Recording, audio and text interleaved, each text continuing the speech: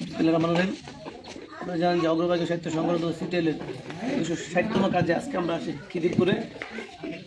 আপনারা হয়তো বা অনেকেই জানেন বিভিন্ন খেলার মাঠ কিংবা বিভিন্ন মাহফিল কিংবা বিভিন্ন বিয়ের অনুষ্ঠানে যেই খিদিরপুরে সুমন ভাই বাদাম গুড় কিংবা চানাচুর বিক্রি করে বিভিন্ন সময় বিভিন্ন জায়গায়। তো আসলে ওনার জন্য আজকে আমরা আসি খিদিরপুরে।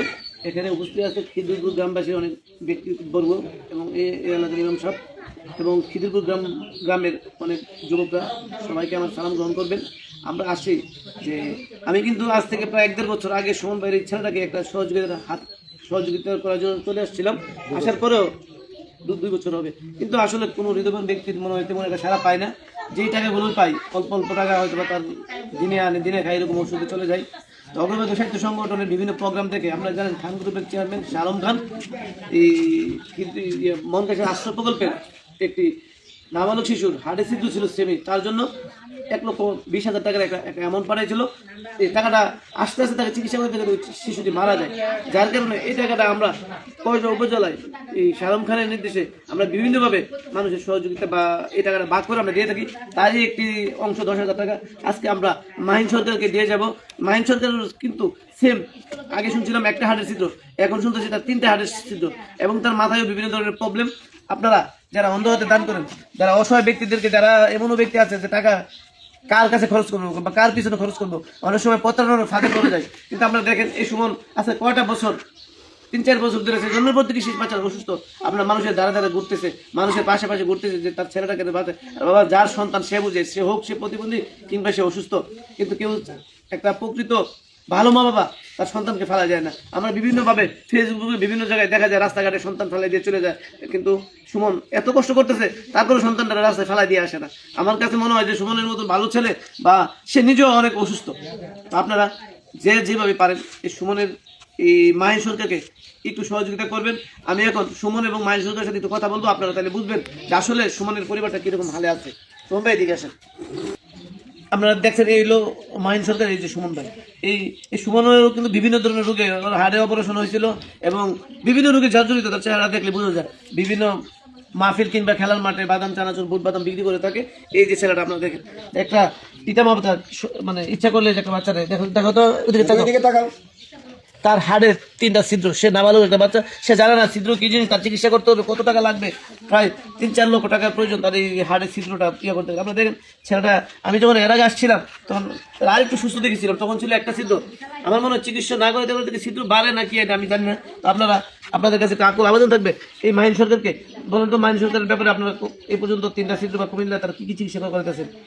আমি প্রস্তুত পড়ে ঢাকা ঢাকা পড়লে সেটা কুমিল্লা বাগিচার। তো ওই আনতে আমি ঢাকা শিশু হসপিটালতে অবস্থা শুনছি প্রফেসর, উনি আমি কুমিল্লা মুন হসপিটাল আছি। তো আসার পরে যেদিন জন্ম হয়েছে ওই দিন মুখে দিয়া লাল গোলাম পরে নাক মতো ফেনা আসে, শ্বাসকষ্ট বন্ধ হয়ে যায়। তো এই করার পর রঙ লাগে খুব কি করার পরে হাটে পুরা কথা পয়সা 2টা ডাক্তার বলেন একটা কষ্ট হয়েছে, একটা তুমি বোঝা যেতেছো না। তো ডাক্তার 2টা দিয়ে দাও। তো এর আগে এটা ডাক্তার দেওয়ার পর ডাক্তার বলছে ঢাকা তুমি পেছিতে নিয়ে আসো বঙ্গবন্ধু শেখুল মেডিকেল, এই জায়গায় পয়সা নিয়ে গেলাম। নেওয়ার পরে এই মধ্যে টাকা দিচ্ছে একটা আর্জেন্ট দিয়ে বল আমার চাচা ও যে আলম কাকা, উনি আমি 20,000 টাকা ইমার্জেন্সি নিয়ে গেছিলাম। ছেলেটা জন্ম হওয়ার পরে 1 মাস পরে তোমাতে নিয়ে যায়।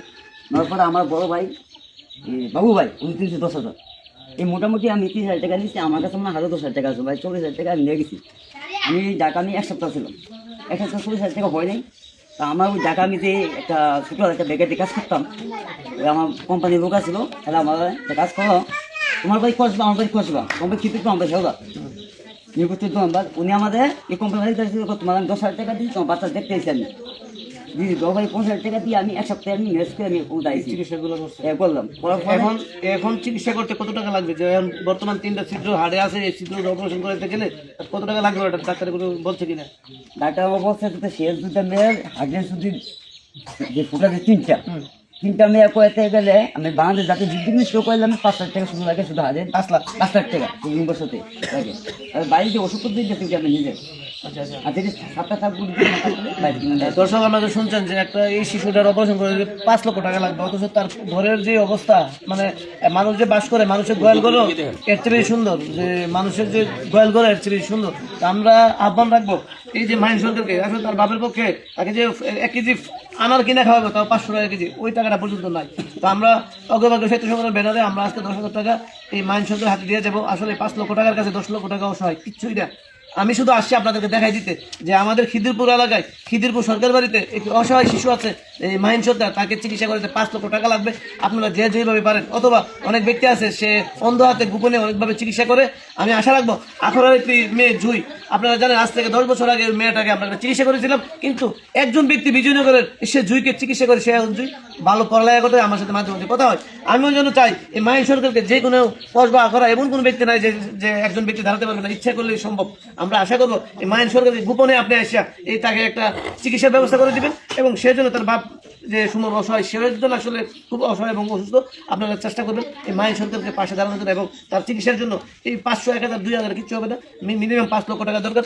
একজন ব্যক্তি প্রবাসী উদ্দেশ্য আমি আশা রাখবো এই সরকার বাড়ির সুমন সরকারের ছেলে মাহিন সরকারের পাশে দাঁড়াবেন, এই বলে আমি খিদিরপুর থেকে বিদায় নিলাম। আসসালামু আলাইকুম, ভালো থাকবেন, সুস্থ থাকবেন সবাই। অগ্রভাগ্য সাহিত্য সংগঠনের একজাক তরুণ দেশে এবং প্রবাসী থেকে মানুষের কল্যাণে যেভাবে কাজ করে যাচ্ছে তাদের জন্য দোয়া করবেন। আসসালামু আলাইকুম। আসসালামু আলাইকুম। আমার একটা বিকাশ নাম্বার আছে, আমার ছেলে যে মাহিম, আমার মাহিমের যে বাবা আমি সুমন সরকার, ঠিক আছে। আমার একটা মোবাইল একটা 5 নাম্বার আছে, যে বিকাশ নগদ আছে 01761903352, যেমন বিকাশ নগদ। আমার খিদিরপুরবাসী যে প্রবাসী যারা আছে, কসবা আখড়া যদি যারা চীনাপুর যারা আছে, সবাই অনুরোধ করে হলো আমার পাশে একটু সবাই একটু দাঁড়ায়।